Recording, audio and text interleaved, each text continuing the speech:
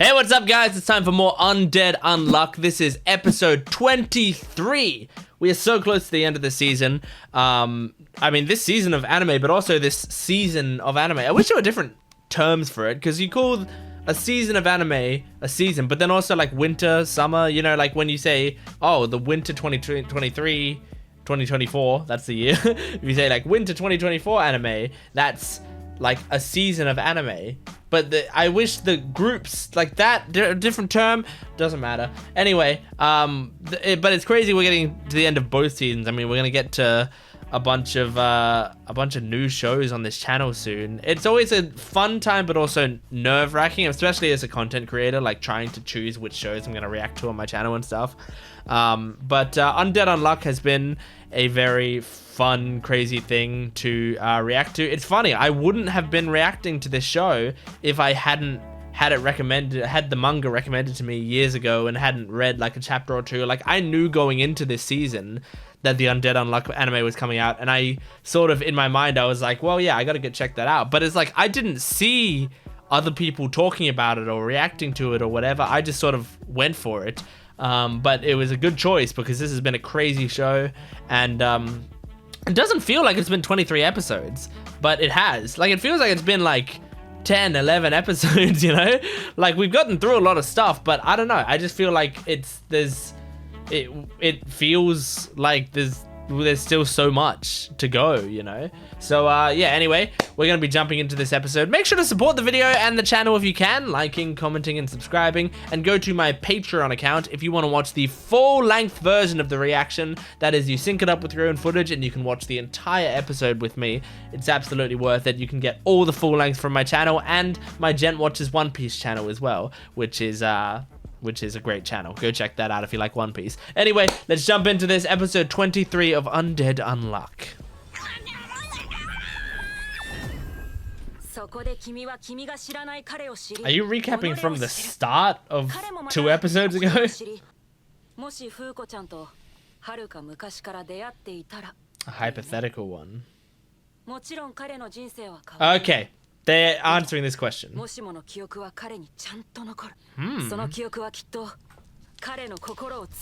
Okay. Oh shit. Okay, I'm glad they answered that question that I had a while back. It doesn't actually change her life, but his memories are altered. Slightly.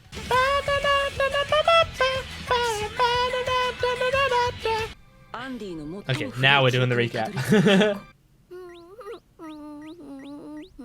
So we don't know much about this rabbit person, do we? I bet you do.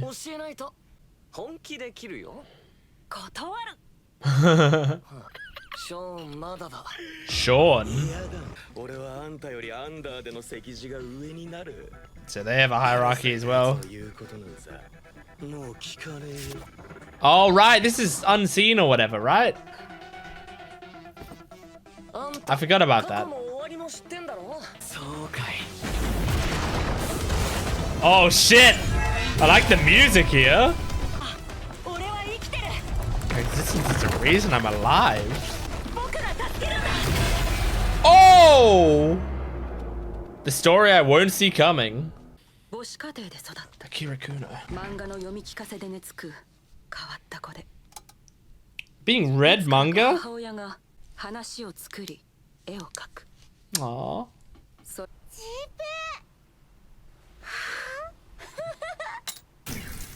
Oh.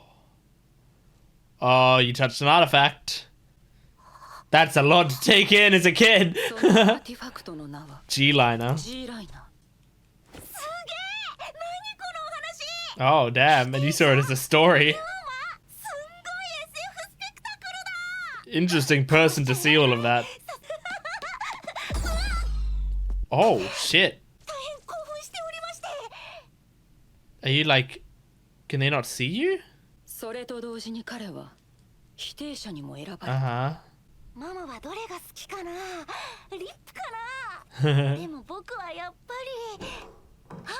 Who is your favorite? Is your favorite Izumo? Is his mother not going to be able to see him? Oh, she can't see him. Is it like unnoticed or something? Oh. My heart kind of sinks when I see stuff like this. Or is it unknown? That's what I'm gonna guess. This is so horrible, like seeing your mother mourning you. Oh. This is fucking horrible. I hate this. There are so many depressing backstories in this show. I hope she doesn't, like, she might end her own life, honestly. Which would be, that makes my heart drop. Okay, what's this plan? Oh, that's sad.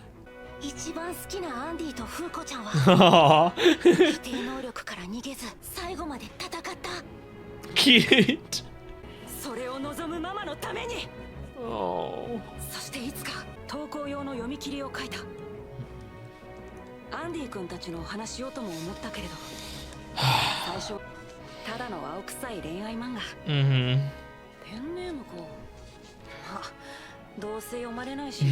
Anon. Anon.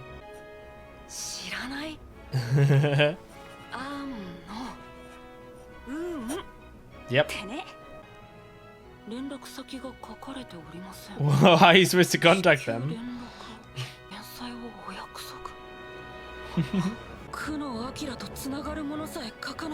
Okay. So because of the pen name, people can see it. Aw, Gina saw it and loved it.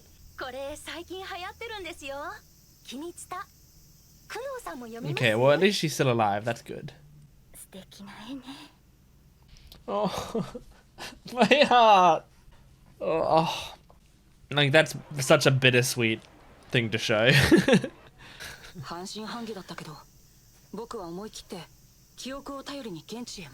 I actually like seeing this backstory quite a bit. It's very interesting. Holy shit. Wow. Must be so crazy.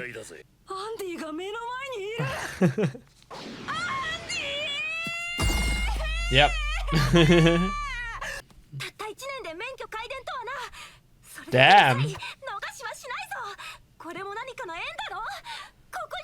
Why? What more do I have to gain from staying here? Oh.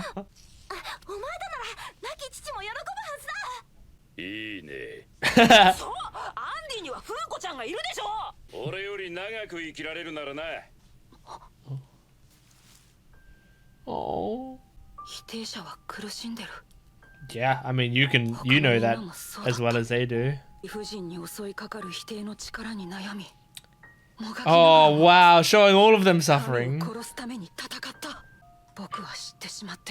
What do you know? They'll lose by losing Andy and Fuko. Okay.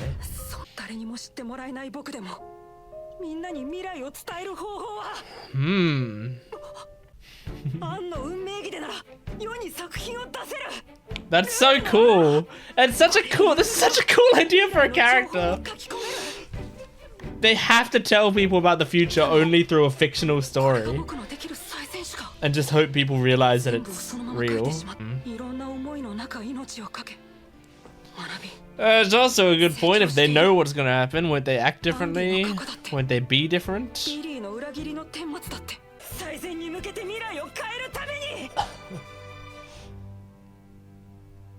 Quest target.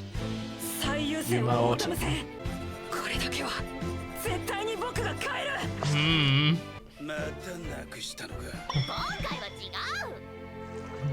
Oh, I miss Gina.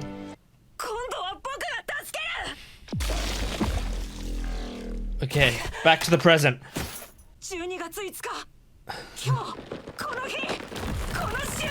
Oh. Oh! shit, man. オータムとの交戦中、 Mm-hmm. 安心による見えない狂人によって出雲風子は死んでいた。 Oh.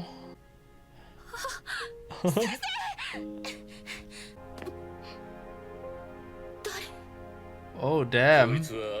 Yeah. What a cool design. Mm-hmm.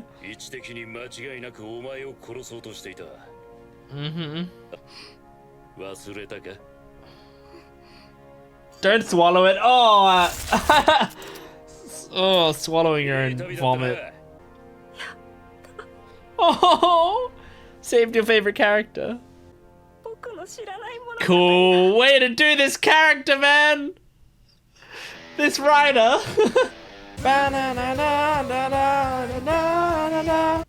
Oh, there's still more.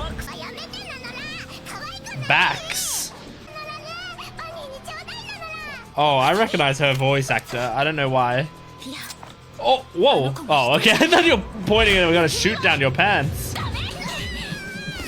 Nice.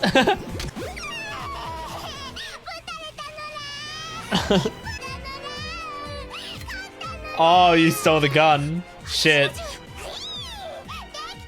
This is a weird character. I kind of like her.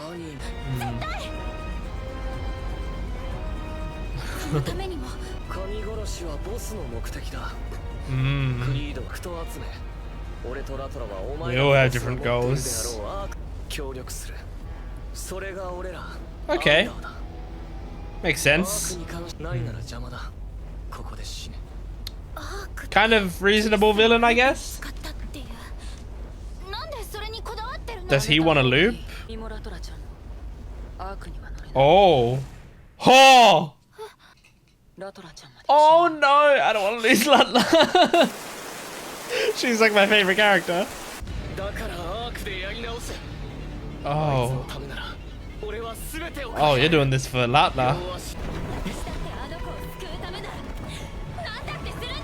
Huh? Huh? Oh my god. This is a pretty cool and intense scene to have as an after credit scene. Alright, the race is on. Okay, alright. I just rewatched that after credit scene again because I needed to like follow what was happening in the conversation, and I got it now. So like originally, because she said you'll lose Latla. No, not she. Akira, he, him. We know that his pronouns now are he, him. Because before they had unconfirmed Anno Un's gender, but now we know it's Akira Kuno. He's a he, him. So he said to Rip that if you try to do the arc stuff, you'll end up losing Latla, and then he said like, then it cut to Rip and we saw a grave and he said her death was repairable. And I thought he was referring to Latla when he said that, because then he was also, then he said like, I'll do anything, I'll sacrifice anyone, even the lives of others, to save her. And then Latla came in and she was like, I want that too. I'm going to save her too. And I was like, wait, Latla's going to save Latla? I thought there was like a weird twist going on where the Latla we saw was a different Latla than the Latla, there was already a Latla that died and they're trying to save but no. I rewatched the scene and I'm pretty sure I understand. There was someone else that died that they're being cagey about. They're not revealing who died, at least as far as I know, they haven't revealed who died. But it's someone that both Latla and Rip are trying to save. And Rip was saying, okay, Latla, I'm probably going to lose Latla doing this, but this is like saving whoever this girl is so important to me. I'm willing to sacrifice Latla for it. And Latla came in and went, I'm also willing to sacrifice me for it. So, okay, sometimes this show, it takes me a couple watches, but with that specific scene, I needed to rewatch that ending scene so that I could understand it properly. I'm just being honest about the things that I didn't catch on the first time, okay? I don't want to be sitting here being confused. It's very embarrassing, genuinely, when I don't understand something that's happening on the screen. Like when I miss something or I'm confused about something. It is something that I have to sort of overcome being on this channel. The idea that sometimes I miss stuff or I'm too dumb to understand something that happens. I feel like I'm pretty good on this channel at getting stuff. Some people have complimented me on like, oh, you're the only reactor who understood this scene, or like, oh, finally someone who doesn't think this but instead thinks this or gets this. Like, I really appreciate comments like that, because it's a thing I'm very self-conscious about, is the idea that I miss stuff and the idea that I don't understand what's going on sometimes. But where was I going with this? But yeah, it's a nerve-wracking thing when I'm watching stuff, but I have to come to terms with the fact that sometimes I'll be watching something and I won't understand it. And sometimes between watching the episode and doing this discussion, I go back and I rewatch certain bits of the episode just so that I can do the discussion properly, which is what I just did. So, anyway, good episode. I really liked Anno Un's backstory. I really liked it. I thought it was a great backstory. I mean, I didn't like it because it was fucking heartbreaking, and I like stories like that. I've seen that sort of story told several times before. The idea of like, you know, you're invisible and like no one can see you, and you're just like watching other people like not notice you. I remember when I was a kid, I saw like some movies and stuff that had that idea to it, and it always gave me this really, really weird feeling in my heart. Like this, like, it's just this despair in my chest that other story types didn't tend to do. Like death in stories and stuff didn't affect me like this did. There was just something about the idea of like, this is someone I know, but they can't recognize me or see me. Like, it's not just being invisible or whatever, but also like stuff like in what was it? Like Brother Bear. You know Brother Bear, the movie where the guy turns into a bear.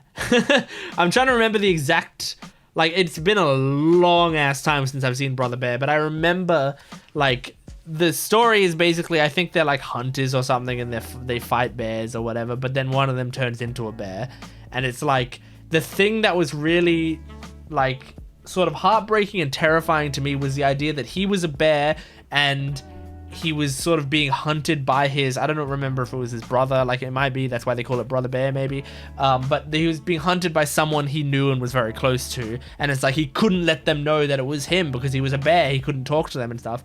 And so like that whole thing like really sort of terrified me as a kid. Like, I loved that movie, I watched it a bunch when I was a kid, but it also like was this like really huge gap in my heart.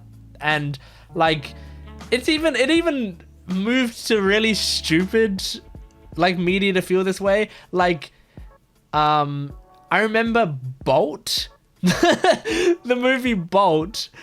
I remember, I've only seen that movie once or twice, and it was when I was a kid.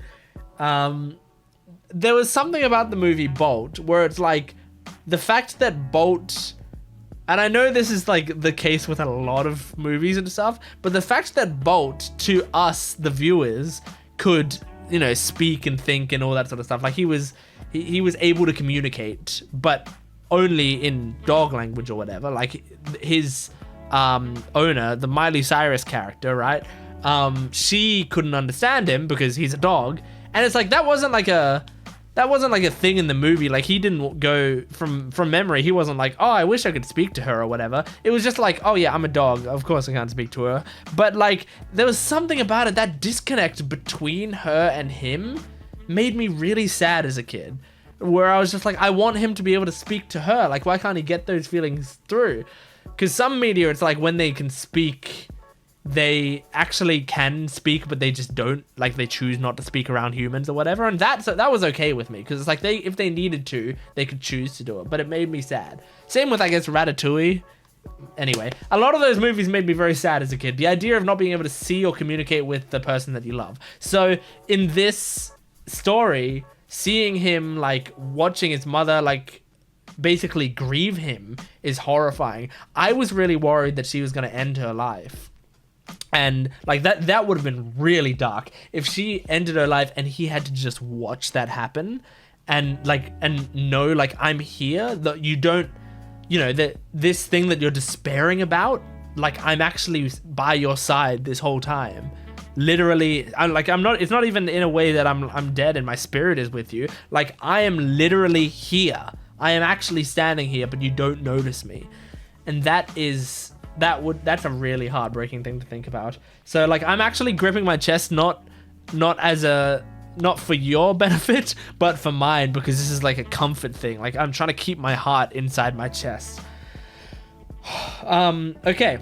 Also, they answered the question of, in the book, was she changing the past? Was she the reason all this is happening? No, she wasn't. I understand now. She wasn't, but it was still important that all that happened because that's still Andy's memories. So he now has these like new memories of this what if situation. It's like, I think he knows that isn't what really happened. It's not like his memories were altered so he thinks that's how they met or whatever. But he just has this like, I guess, alternate memory in his mind, this feeling, and probably a closer connection to her now. And that is really helpful for him. So we got to go into the past. We got to see the past. We kind of got to change the past, but not in a way that like is time travel, because we didn't change anything actually that happened in the past, but we did still get character development out of it. What a cool way to write that. It's so cool. There's like, I'm just so impressed with the way they wrote so many of these, the way that the mangaka wrote all of these storylines. Like he's got such a creative mind. It's really cool. And then I just love that Akira Anno Un, like, Andy and Fuko are his favorite characters, and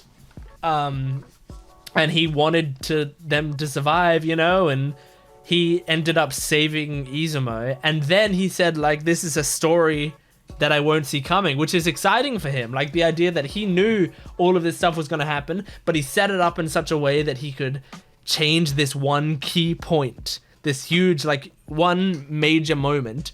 And if he he did it, and so now it's a story that he doesn't know what's going to happen, but he still has ideas of what a future could be like, but he doesn't know what it will be like. And that's really great for multiple reasons, but the main reason is, as a writer, he wrote in a character that knew everything that was going to happen, and now he has made it so that character no longer knows everything that's going to happen when he's our ally, which is great. That's how you're supposed to do a character like that, I feel like.